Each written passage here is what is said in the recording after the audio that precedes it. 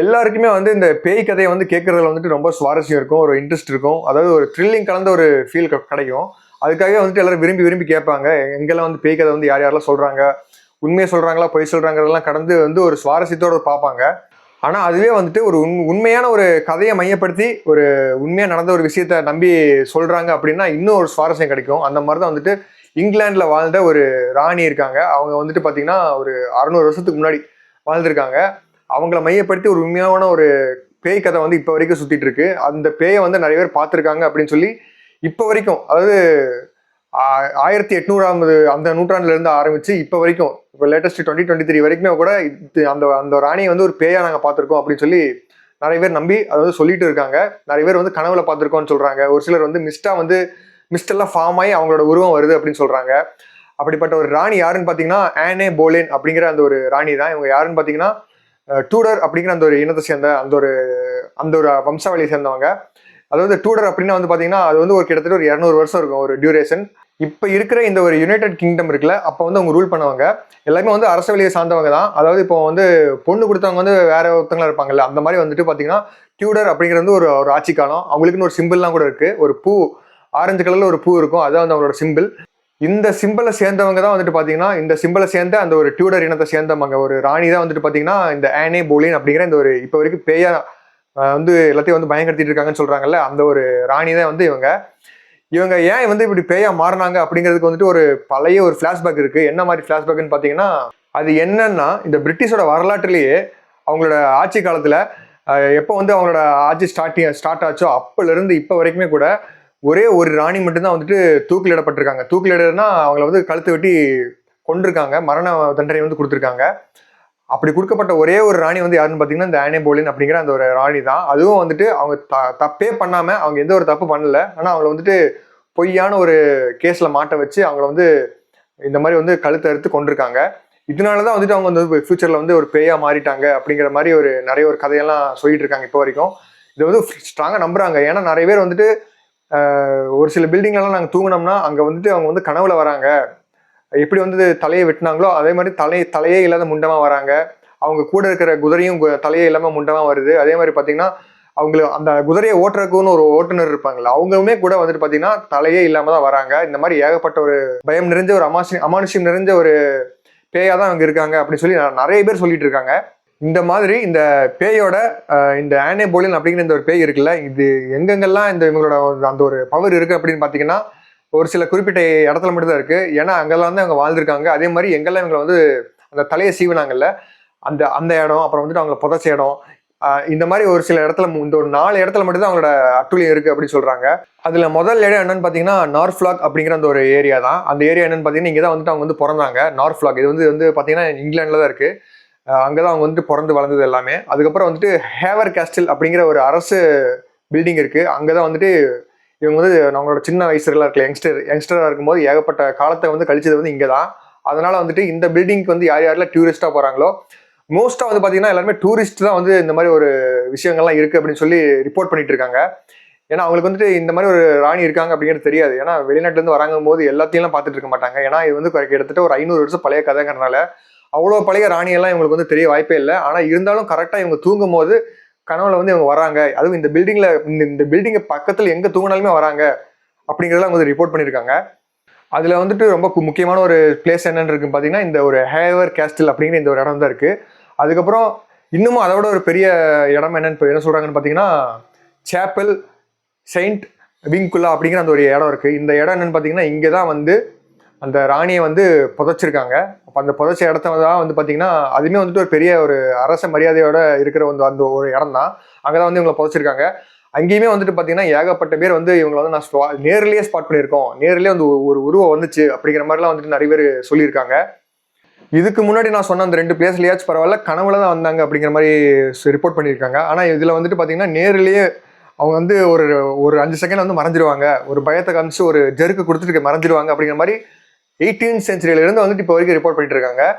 அதே மாதிரி இன்னொரு பிளேஸ் இருக்கு. அதுதான் வந்துட்டு ரொம்ப ரொம்ப முக்கியமான ஒரு பிளேஸ். என்னன்னு பாத்தீங்கன்னா அவங்களுக்கு தண்டனை கொடுத்தாங்கல்ல, மரண தண்டனை, அதாவது இந்த கழுத்து அறுத்து அந்த ஒரு தண்டனை கொடுத்தாங்கல்ல, அந்த தண்டனையை கொடுத்த இடம் தான் வந்து இப்போ வரைக்குமே வந்து ஒரு டூரிஸ்ட் ஸ்பாட்டா இருக்கு. ஏன்னா இந்த ஒரு கதனாலேயே வந்துட்டு நிறைய டூரிஸ்ட் வந்து அங்கே போக ஆரம்பிச்சிட்டாங்க.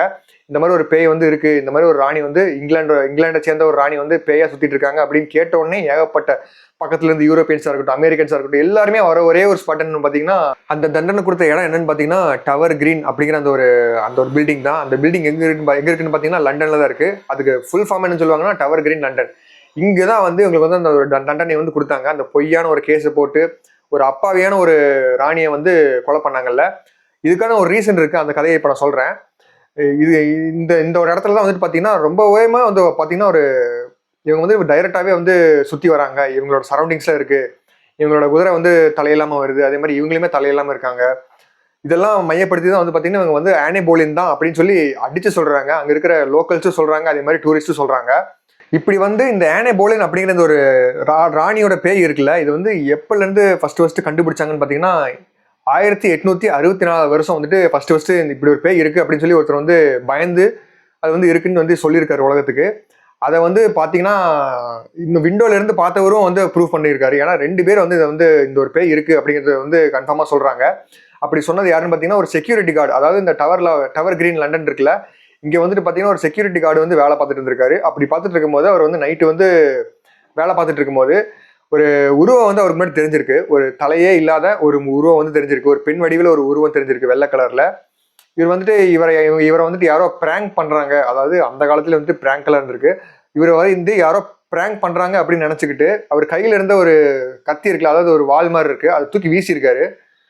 பார்த்தா அந்த வால் வந்து அந்த எந்த ஒரு பட்டு அந்த ரிஃப்ளெக்ட் ஆகாம அந்த அந்த உருவத்துக்குள்ளேயே பூந்து போயிருச்சு. அது போன உடனே அந்த அந்த ஸ்பாட்லேயே வந்து இவர் வந்து பயந்து மயங்கி விழுந்துடுறாரு.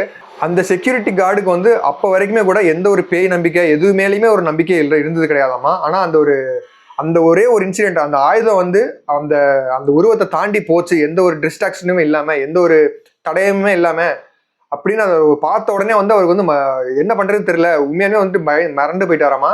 அதனாலதான் வந்துட்டு மயக்கமே வந்திருக்கு அவருக்கு.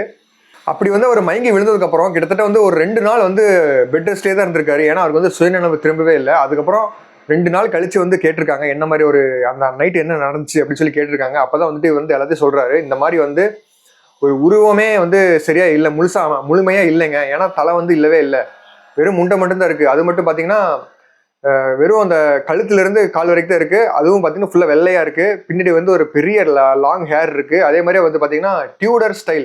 நான் சொன்னேன்ல அந்த டியூடர் இன மக்கள் தான் ஆண்டாங்க அந்த 15th to 16th சென்ச்சுரி வரைக்கும் அப்படின்னு சொல்லிட்டு. அந்த செஞ்சுரியில வந்து பாத்தீங்கன்னா இந்த இந்த ஆனே போலின்ங்கிற இந்த ஒரு குயின் இருக்காங்க, இந்த ராணி இருக்காங்கல்ல, இவங்களுக்கு பிறந்தவங்க தான் வந்துட்டு பாத்தீங்கன்னா ஃபர்ஸ்ட் எலிசபெத். அவங்களும் வந்து ராணியா மாறுறாங்க, ஆள்ற ஒரு பொசிஷனுக்கே வராங்க. இவங்க கூட ஆள் இல்லை, ஆனா அவங்க வந்துட்டு ஆள்ற பொசிஷனுக்கே வந்தாங்க. இந்த மாதிரி வந்து பாத்தீங்கன்னா அந்த டியூடர் ஸ்டைல்ல தான் வந்துட்டு பாத்தீங்கன்னா இந்த ராணி வந்து இந்த ஒரு பேய் வந்து உருவத்துல இருந்துச்சு அப்படின்னு சொன்ன உடனே எல்லாருக்குமே வந்துட்டு ஸ்ட்ரைக் ஆனது என்னன்னு பாத்தீங்கன்னா அந்த ஆனே போலின் அவங்களாதான் இருக்க வாய்ப்பு இருக்கு அப்படின்னு சொல்லி ஒரு முத்திரையை குத்துறாங்க. அப்பல இருந்து இப்ப வரைக்கும் இந்த இடத்துக்கெல்லாம் வந்து பாத்தீங்கன்னா பெர்ஃபெக்டா மேட்ச் ஆகிற ஒரே ஒரு பேய் என்னன்னு பாத்தீங்கன்னா ஆனே போலின் அப்படிங்கிற அந்த ஒரு ராணியோட பேய் தான். ஏன்னா இவங்களை வந்து பாரபட்சம் பார்க்காம அரசோட அனுமதியோட இவங்களுக்கு வந்து ஒரு தண்டனையை கொடுத்துருக்காங்க. அதுவும் வந்து இவங்க எந்த ஒரு தப்புமே செய்யலை, இருந்தாலுமே அவங்க மேல வந்து அபாண்டமான பழியை போட்டு இவங்க வந்து கொண்டிருக்காங்க. அப்படிங்கிறதுனால வந்துட்டு இவங்களோட கோவத்தினாலதான் வந்துட்டு இவங்க வந்து பேயா சுத்திட்டு இருக்காங்க, எல்லாத்தையும் பயன்படுத்திட்டு இருக்காங்க அப்படிங்கறத வந்து இப்ப வரைக்குமே கூட நம்பிட்டு இருக்காங்க. அதே மாதிரி நான் இன்னொரு பிளேஸ் சொல்லியிருந்தேன்ல, ஹேவர் கேஸ்டல் அப்படிங்கிற அந்த ஒரு இடத்துல கென்ட்ல இருக்கு. அங்கேயுமே வந்துட்டு பாத்தீங்கன்னா அவங்க வந்து சின்ன வயசுல இருந்து வளர்ந்து வந்திருக்காங்கல்ல, அங்க ஓடி ஆடி விளையாடிட்டு இருந்திருப்பாங்க சின்ன வயசுல. அந்த பில்டிங்ல ரொம்ப ஒரு பெரிய அரசு மரியாதை இருக்கிற ஒரு பெரிய பில்டிங். அரசர்களா இருக்கட்டும், பெரிய பெரிய ராஜாக்களா இருக்கட்டும், பெரிய பெரிய ராணிகளா இருக்கட்டும், இவங்க எல்லாமே வந்து வசிக்கிற ஒரு பிரம்மாண்டமான ஒரு பேலஸ்ன்னு சொல்லலாம். அந்த பேலஸ்ல தான் வந்துட்டு பாத்தீங்கன்னா இவங்க வந்து சின்ன வயசுல இருந்து வளர்ந்துருக்காங்க. அதனால வந்துட்டு இப்ப வரைக்குமே கூட அந்த பில்டிங்ல யாரெல்லாம் வந்து டூரிஸ்டா போறாங்களோ வந்துட்டு பாத்தீங்கன்னா அவங்களுக்குலாம் வந்துட்டு ஒரு ஒரு சவுண்டு, அதாவது ஓடி போகிற சவுண்டு, ஆனால் வந்து உருவமே இல்லை. இந்த மாதிரி வந்துட்டு ஏகப்பட்ட ஒரு தேவையில்லாத சவுண்டெல்லாம் வந்து வந்துகிட்டே இருக்கு. இதெல்லாம் எங்கேருந்து வருதுன்னு எங்களால் வந்து கண்டுபிடிக்கவே முடியல, ஒரு யோகிக்கவே முடியல அப்படின்னு சொல்லி ரிப்போர்ட் பண்ணியிருக்காங்க. இதை வந்து அந்த இப்போ இருக்கிற அந்த பேலஸ்ல இருக்கிற ஸ்டாஃப்ஸ் கிட்ட ரிப்போர்ட் பண்றாங்க, இந்த மாதிரி சவுண்ட்லாம் வருது என்னன்னு போய் பாருங்க அப்படின்னு சொல்லிட்டு. இப்படி என்னதான் வந்துட்டு எல்லாருமே ரிப்போர்ட் பண்ணாலும் வந்துட்டு பார்த்தீங்கன்னா அந்த ஸ்டாஃப்ஸ்னாலையும் சரி, அந்த ஒரு பேலஸை மெயின்டைன் பண்ற அந்த ஒரு அதிகாரிகளாலையுமே சரி, யாருக்குமே வந்துட்டு இந்த சவுண்ட் எல்லாம் வந்து எதனால வருது, அதுவும் நைட் நேரம் மட்டும் தான் வருது, எதனால வருது அப்படிங்கறத வந்து கிராக் பண்ணவே முடியல இப்ப வரைக்கும் வந்து. ஆனா அவுட் சைடர்ஸ் வந்து என்ன சொல்றாங்க, லோக்கல்ஸ்ல என்ன சொல்றாங்கன்னு பாத்தீங்கன்னா, இது கண்டிப்பா வந்து ஆனே போலின் அப்படிங்கிற அந்த ஒரு ராணியோட ஆவி தான், அவங்க தான் வந்து இந்த மாதிரிலாம் ஆடிட்டு இருக்காங்க அப்படின்னு சொல்லி நம்புறாங்க, ஸ்ட்ராங்கா நம்புறாங்க. அது மட்டும் இல்லாம இப்போதைக்கு இந்த லண்டன்லேயே ஒரு முக்கியமான ஒரு டூரிஸ்ட் ஸ்பாட்டா வந்து இந்த ஹேவர் கேஸ்டில், அப்புறம் வந்துட்டு பாத்தீங்கன்னா இந்த டவர் கிரீன் லண்டன், அப்புறம் செயின்ட் வின்குலா அப்படிங்கிற அந்த ஒரு பரியல் பிளேஸ் இருக்குல்ல, அந்த புதைக்கப்பட்ட இடம், அந்த இடம் இதெல்லாம் வந்துட்டு ஒரு டூரிஸ்ட் ஸ்பாட்டாவே மாறிடுச்சு. ஏன்னா இதை சுற்றி ஏகப்பட்ட கதை இருக்கு. அதுவும் இல்லாமல் அங்கே வந்து ஒரு சில மியூசியம்லாம் வச்சிருக்காங்க. இந்த மாதிரி நிறைய கதையெல்லாம் இருக்கு அப்படின்னு சொல்லி மியூசியம்லாம் வச்சிருக்காங்க. அதனால வந்துட்டு அதை பார்க்கறதுக்கு வந்துட்டு ஏகப்பட்ட டூரிஸ்ட் போறாங்க.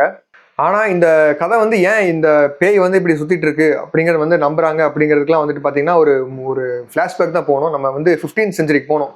ஏன்னா அங்கதான் அந்த காலகட்டத்தில் வந்து பாத்தீங்கன்னா வந்து இந்த ஆனி போலின் அப்படிங்கிற ராணி வந்து வாழ்ந்திருக்காங்க. இவங்க வந்துட்டு ரொம்ப ரொம்ப நல்லவங்கன்னு சொல்லலாம். ஏன்னா எல்லா மக்களையும் வந்துட்டு ஒரு சமமா பார்ப்பாங்க. இப்ப எப்படி டயானா, பிரின்சஸ் டயானா இருக்காங்களா, அவங்க வந்து கொண்டுட்டாங்க. அதை வந்து மாடர்ன் டேலேயே வந்து கொண்டுட்டாங்க, ஆக்சிடென்ட் பண்ணி. அவங்கள வந்துட்டு அவங்கள கொண்டதுலேயே வந்துட்டு ஏகப்பட்ட சந்தேகங்கள்லாம் இருக்கு.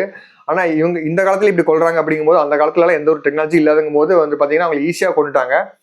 இவங்களை வந்து என்ன மாதிரி வந்து வர்ணிக்கிறாங்கன்னு பாத்தீங்கன்னா அந்த காலத்து டயானா அப்படிங்கிற மாதிரி தான் வந்துட்டு அங்க லண்டன்ல இருக்கிற லோக்கல்ஸே வந்து வர்ணிக்கிறாங்க. ஏன்னா இந்த ஆனி போலின் அப்படிங்கிற இந்த ராணி இருக்காங்கல்ல, இவங்க வந்து சும்மா இருக்க மாட்டாங்க. மக்களுக்காக ஏதாவது ஒரு ஒரு கிளர்ச்சி வந்து கிளப்பிட்டே இருப்பாங்க. அது மட்டும் இல்லாம அரசர்களுக்கு அகைன்ஸ்டா வந்து அவங்க ஏதாவது ஒரு திட்டம் கொண்டு வந்தாங்கன்னா அது வந்து மக்களுக்கு வந்து பாதகமா இருக்கு அப்படிங்கிற பட்சத்துல அவங்க வந்து மக்களுக்காக நின்று அந்த அந்த திட்டத்தையும் வந்து எதிர்ப்பாங்க. அதனால வந்துட்டு இவங்க வந்து முடிச்சு கட்டணும் அப்படின்னு சொல்லி தான் வந்து முடிச்சிருக்காங்க. இந்த ஆனே போலின் அப்படிங்கிற இந்த ஒரு ராணி இருக்காங்கல்ல, இவங்களுக்கு வந்து முறைப்படி கல்யாணம் பண்ண ஒரு மன்னர் இருப்பாங்களா, அவர் அந்த மன்னரோட பேர் என்னன்னு பாத்தீங்கன்னா கிங் ஹென்றி, அதாவது 8வது கிங் ஹென்றி அப்படின்னு சொல்லுவாங்க. இவரு தான் வந்து இவங்களை வந்து மேரேஜ் பண்ண ஒரு ராஜா. இவர் வந்து பாத்தீங்கன்னா இதுக்கு முன்னாடி வந்து ஒரு ஃபர்ஸ்ட் மேரேஜ் பண்ணியிருந்தாரு. இந்த ஆனே போலினுக்கு முன்னாடி ஒரு மனைவி இருந்திருக்காங்க. அவங்க பேர் வந்து பாத்தீங்கன்னா கேத்ரின். இவங்க வந்துட்டு பாத்தீங்கன்னா ஆனே போலின் வந்து 2வது மனைவி. அதுக்கப்புறமே கூட அவங்களுக்கு வந்துட்டு ஒரு 5-6 மனைவி இருந்திருக்காங்க மொத்தமா. இதுல வந்து 2வது மனைவி வந்து பாத்தீங்கன்னா ஆனே போலின் இருந்து இருக்கிறாங்க. ஆனா இதுல ரொம்ப சுவாரஸ்யமான விஷயம் என்னன்னு பாத்தீங்கன்னா, இந்த ஆனே போலினை வந்து போட்டு தள்ளுறதுக்கு ஒரு பிளான் பண்ணதே வந்து பாத்தீங்கன்னா இந்த ராஜா தான். அதுக்கு வந்துட்டு ஏகப்பட்ட கோர்ட்ல இருக்கிற பெரிய பெரிய அதிகாரிகளை வந்து பயன்படுத்திக்கிட்டாரு. ஏன்னா அப்பதான் வந்து தீர்ப்பு வந்து இவங்களுக்கு அகேன்ஸ்டா உருவாக்கணும் அப்படிங்கறதுக்காக உருவாக்கிட்டாரு. அதுல முக்கியமான ஒரு பிள்ளையை யாரை சூஸ் பண்ணாருன்னு பாத்தீங்கன்னா இவரோட பையனை தான். அதாவது இந்த ஃபர்ஸ்ட் மனைவிக்கு பிறந்திருப்பாங்களே, தாமஸ் கிரான்வால் அப்படிங்கிற அந்த ஒரு பையனை தான் வந்து இவர் வந்து சூஸ் பண்ணியிருக்காரு. ஏன்னா இந்த பையனை வச்சுதான் வந்து பாத்தீங்கன்னா இவங்களை பழி வாங்கியிருக்காங்க ஆனே போலினை. இந்த தாமஸ் கிராம்வெல் அப்படிங்கிற இந்த ஒரு ஆளுக்கு வந்து எந்த அளவுக்கு வந்துட்டு ஒரு ஆனே போலின் மேல ஒரு வன்மம் இருக்கு அப்படின்னு பாத்தீங்கன்னா, ஏன்னா இந்த பையனோட அம்மா கேத்ரின் அவங்களை வந்து ஓரம் கட்டிட்டு தான் வந்து பாத்தீங்கன்னா இந்த கிங் ஹென்ரிக்கு வந்து இவங்க வந்து மனைவியா வந்து வந்துட்டாங்க. அதனால வந்துட்டு இவங்க மேல எப்பவுமே சின்ன வயசுல இருந்தே வந்து ஒரு மரண கோவம் இருந்திருக்கு. அதனாலதான் வந்துட்டு பாத்தீங்கன்னா இவங்களுக்கு அகேன்ஸ்டா எல்லா ஃபேக்கான ஆதாரத்தையும் நான் திரட்டுறேன் அப்படின்னு சொல்லி ஃபுல் ஃபிளெஜ்டா வந்து இந்த ஆனே போலினுக்கு அகேன்ஸ்டா வேலை பார்த்தது யாருன்னு பாத்தீங்கன்னா இந்த தாமஸ் கிராம்வெல் அப்படிங்கிற இந்த ஒரு ஆள் தான். இந்த அளவுக்கு வந்துட்டு ஒரு வெறித்தனமா இந்த தாமஸ் கிரான்வெல் அப்படிங்கிற அந்த ஒரு பையனை வந்து அப்பாயிண்ட் பண்ணார்ல கிங் ஹென்றி, அவர் வந்து எந்த அளவுக்கு வந்து ஆனே போலினை லவ் பண்ணியிருக்காருன்னு பாத்தீங்கன்னா கிட்டத்தட்ட 17 தடவை வந்துட்டு லவ் லெட்டர்ஸ் வந்து அனுப்பியிருக்காரு கல்யாணத்துக்கு முன்னாடி. ஆனா கல்யாணத்துக்கு ஆனதுக்கு அப்புறம் வந்து பாத்தீங்கன்னா அவருக்கு வந்துட்டு இவங்க மேல வந்துட்டு ஃபுல் திருப்தி வந்து இல்லை. என்னன்னு பாத்தீங்கன்னா இவங்கனால வந்துட்டு ஒரு ஆண் வாரிசு வந்து கொடுக்க முடியல அப்படிங்கிறது வந்து ஒரு மெயினான ஒரு பாயிண்டா பிடிச்சிக்கிட்டாரு. அது வந்து இவர் வந்து உறுத்திக்கிட்டே இருக்கு. மற்ற எல்லா ராணியும் வந்துட்டு அவர் ஆண் வாரிசு கொடுத்துட்டாங்க. ஆனா இவளால மட்டும் கடைசி வரைக்கும் வந்து பாத்தீங்கன்னா ஒரு ஆண் வாரிசு கொடுக்கவே முடியலையே அப்படின்னு சொல்லி இவருக்கு வந்து அந்த ராணி மேல, ஆனே போலின்ங்கிற அந்த ஒரு ராணி மேல ஒரு தனிப்பட்ட ஒரு வெறுப்பு இருந்திருக்கு. அது காரணமா தான் வந்துட்டு பாத்தீங்கன்னா அது போக வந்துட்டு இவங்க வேற ஏகப்பட்ட இந்த ரிஃபார்ம்ஸ் எல்லாம் கொண்டு வருவாங்கல்ல, இந்த அரசு சீர்திருத்தம் அதெல்லாம் கொண்டு வருவாங்கல்ல, அதுக்கெல்லாம் டோட்டல் அகேன்ஸ்டா இருக்கிறனால, அதுக்கெல்லாம் அகேன்ஸ்டா வாய்ஸ் கொடுக்கறதுனால வந்து பாத்தீங்கன்னா அதனாலுமே வந்துட்டு பாத்தீங்கன்னா இவங்களை ஓரம் கட்டி ஆகணும் அப்படின்னு சொல்லி இவருக்கு வந்து ஒரு மைண்ட்ல வருது. அதே மாதிரி வந்துட்டு பாத்தீங்கன்னா ஆனே போலின் ரொம்பவுமே ஒரு படிச்ச ஒரு பொண்ணா வேற இருக்காங்க. எல்லா கலைகள்லயுமே வந்துட்டு பாத்தீங்கன்னா ரொம்பவுமே ஒரு பிரசித்தி பெற்ற ஒரு பெண்ணா தான் இருக்காங்க. எப்படி இப்போ வந்து பாத்தீங்கன்னா ரிலிஜியனா இருக்கட்டும், அப்புறம் வந்துட்டு எக்கனாமியா இருக்கட்டும், அப்புறம் இந்த மாதிரி ஏகப்பட்ட என்னென்ன படிப்பு இருக்கோ, கல்ச்சுரல் ஸ்டடிஸ் எல்லாத்துலயும் வந்துட்டு ஒரு எக்ஸ்பர்ட்னு சொல்றாங்க. அதனால வந்துட்டு இவங்க வந்து பீப்புள் கூட, மக்களோட கனெக்ட் ஆகிறது வந்து ரொம்ப ஈஸியாகவும் கனெக்ட் ஆகிட்டாங்க. மக்களும் வந்துட்டு இவங்களை வந்து ரொம்ப வந்து ஒரு அவங்க வீட்டு பொண்ணா தான் பாக்குறாங்க. அதனால வந்துட்டு இவருக்கு வந்து அது சுத்தமா பிடிக்கவே இல்லை. நம்மளுக்கு ஒரு வாரிசை கொடுக்க முடியல, ஒரு ஆம்பளை வாரிசு கொடுக்க முடியல, ஆனா இவர் வந்து மக்களோட ரொம்ப அட்டாச் ஆயிருக்கா. அதுவும் இல்லாமல் மக்களுக்காகவே பேசுறா. நம்ம என்ன ஒரு திட்டத்தை கொண்டு வந்தாலும் அதை வந்து எதிர்க்கிறா. இந்த மாதிரி ஒரு விஷயம் இருக்கிறதுனால தான் வந்துட்டு பாத்தீங்கன்னா அவர் வந்து இவங்களை வந்து முடிச்சே கட்டணும் அப்படின்னு சொல்லி அவங்க வந்து பிளான் பண்ணி முடிச்சிருக்காரு. ஆனே போலினுக்கு வந்து இந்த ஒரு மரண தண்டனையை கொடுக்கறதுக்கு என்னென்ன ஆதாரத்தெல்லாம் அவங்க வந்து ஃபேக்கா உருவாக்குனாங்கன்னு பாத்தீங்கன்னா, இவங்க வந்து தேசத்துக்கு வந்து துரோகம் பண்ணிட்டாங்க. அதாவது ராஜாவை வந்து கொலை செய்யறதுக்காக திட்டம் போட்டிருக்காங்க. நிறைய பேர்த்து கூட பேசியிருக்காங்க. இந்த மாதிரி வந்து எப்படி கொலை பண்ணலான்னு பிளான் போட்டிருக்காங்க அப்படிங்கிற அந்த ஒரு கேஸு. அதே மாதிரி வந்துட்டு பாத்தீங்கன்னா விபச்சாரம் பண்றாங்க அப்படிங்கிற அந்த ஒரு தொழில். ஏன்னா இப்போ வந்துட்டு எந்த ஒரு அரச குடும்பத்தில் இருக்கிறவங்களும் வந்து விபச்சாரம் பண்ணவே கூடாது. அது வந்து டோட்டல் அகேன்ஸ்ட். அதனால வந்துட்டு அந்த ஒரு பழி. அதே மாதிரி பாத்தீங்கன்னா அவங்களோட கசின்ஸ் இருக்காங்கல்ல, ஆனே போலனோட மாமா பையனா இருக்கலாம், இல்லாட்டி வந்து சித்தப்பா பையனா இருக்கலாம், அவங்க கூட வந்துட்டு உடலுறவு வச்சுக்கிட்டாங்க அப்படிங்கிற அந்த ஒரு கேஸ். இந்த மாதிரி வந்து பொய்யான கேஸா போட்டு போட்டு ஆனே போலினை வந்து குற்றவாளி கூண்டில் வந்து ஏத்துறாங்க. ஏத்துனதுக்கப்புறம் அவங்க வந்து லோக்கலான எந்த ஒரு ஆளையும் வச்சு அவங்க தலையை வந்து துண்டிக்கல. அதுக்கு மாற்றம் வந்து பாத்தீங்கன்னா ஒரு திறமை வாய்ந்த ஒரு பிரான்ஸை சேர்ந்த ஒரு இதுக்குன்னே வந்து இந்த மாதிரி வந்து தண்டனை, அதாவது மரண தண்டனை கொடுக்கறதுக்குனே ஒரு எக்ஸ்பர்ட் இருப்பாங்கல்ல இந்த தலையை வெட்டுறதுக்கு. அதுக்கு வந்து ஒரு எக்ஸ்பர்ட்டான ஒரு ஸ்வாட் மேன் அவங்கள கூப்பிட்டு வந்து தான் வெட்டுறாங்க. அப்படி வெட்டுறதுக்கு முன்னாடி வந்து பாத்தீங்கன்னா ஆனே போலின் வந்து மக்கள்கிட்ட பேசுறாங்க. அந்த ஒரு ஸ்டேஜ் இருக்கும்ல, அந்த ஒரு மரண தண்டனை கொடுக்குற அந்த ஒரு ஸ்டேஜ், அந்த ஸ்டேஜ்ல நின்று பேசுறாங்க. அவங்க அப்படி பேசும்போது ரொம்ப இன்னசென்ட்டா பேசுறாங்க. நான் வந்து எந்த ஒரு தப்பும் பண்ணல, ஆனா வந்துட்டு என்னை இப்படி எல்லாம் வந்து ஒரு ஃபோர்ஸ் பண்ணி பண்றதுனால நான் வேற வழி இல்லாம நான் இந்த தண்டனை வந்து ஏத்துக்கிறேன் அப்படின்னு சொல்லி அதை ஏத்துக்கிறாங்க. அதுக்கு மாற அவங்க வந்துட்டு அந்த அரசருக்கு எதிராகவோ இல்லாட்டி அவருக்கு கீழே இருக்கிற மந்திரிகளுக்கு எதிராகவோ எந்த ஒரு வார்த்தையுமே வந்து பேசவே இல்லை. அதுக்கப்புறம் வந்துட்டு அவங்க பேசி முடிச்சதுக்கு அப்புறமே வந்துட்டு பாத்தீங்கன்னா அவங்கள வந்து வெட்டிடுறாங்க. மக்கள்லாம் ஏகப்பட்ட பேர் வந்து கண்ணீர் எல்லாம் நிறைய பேர் விட ஆரம்பிக்கிறாங்க. ஆனா அவங்களால வந்துட்டு எதிர்த்து எதுவும் பேச முடியாது. ஏன்னா அவங்க எதிர்த்து பேசினாங்கன்னா அவங்களுமே வந்துட்டு ஒரு தேச துரோக வழக்கில் வந்து போட்டு அவங்களையுமே கொண்டுருவாங்கிறனால வந்துட்டு அந்த ஒரு பயம் இருந்தனால எல்லாருமே அந்த ஒரு வழியை வந்து மனசுக்குள்ளே வச்சுட்டு அப்படியே இருந்துட்டாங்க. இதுதான் அவங்களோட அந்த ஆனே போலின் அப்படிங்கிற அந்த ஒரு ஒரு இன்னசென்ட்டான ஒரு ராணியோட வரலாறு. இந்த மாதிரி ஒரு பொய்யான கேஸ் போட்டு அவங்க பண்ணாத ஒரு தப்புக்கு வந்து மரண தண்டனையை கொடுத்ததுனால தான் வந்துட்டு பார்த்தீங்கன்னா இப்போ வரைக்குமே வந்துட்டு ஒரு பேயா வந்து சுத்திட்டு இருக்காங்கன்னு சொல்லி நம்பிட்டு இருக்காங்க. அதுக்கு எவிடன்ஸா வந்துட்டு பார்த்தீங்கன்னா அந்த நான் ரெசிடென்ட் யூகே சிட்டிசன்ஸ்ல இருக்காங்க. அதாவது இப்போ யூரோப்ல இருந்து சுவிட்சர்லாண்டா இருக்கட்டும், அப்புறம் வந்து யூஎஸ்ல இருந்தா இருக்கட்டும், அப்புறம் வந்து இந்தியால இருந்து நிறைய பேர் போறவங்களா இருக்கட்டும், எல்லாருமே வந்துட்டு இந்த மாதிரி வந்து அமானுஷமான ஒரு விஷயங்கள்லாம் நடக்குது அப்படிங்கறத வந்து ரிப்போர்ட் பண்ணியிருக்காங்க. அதெல்லாம் பேஸ் பண்ணி தான் வந்து பாத்தீங்கன்னா ஒரு மோஸ்ட் ஹாண்டட் பிளேஸ் அப்படிங்கிற பட்டியலில் வந்து முக்கியமான இடத்துல வந்து இதுவும் இருக்கு. இதுதான் வந்து இந்த ஆனே போலினோட உண்மையான ஒரு கதை, ஒரு வாழ்க்கை வரலாறு. அதே மாதிரி ஒரு ஹாண்டட், ஒரு அமானுஷ்யமான ஒரு கதையும் பத்தி நீங்க தெரிஞ்சிருப்பீங்க. இந்த வீடியோ பிடிச்சிருக்குன்னு நினைக்கிறேன். தேங்க்யூ ஃபார் வாட்சிங்.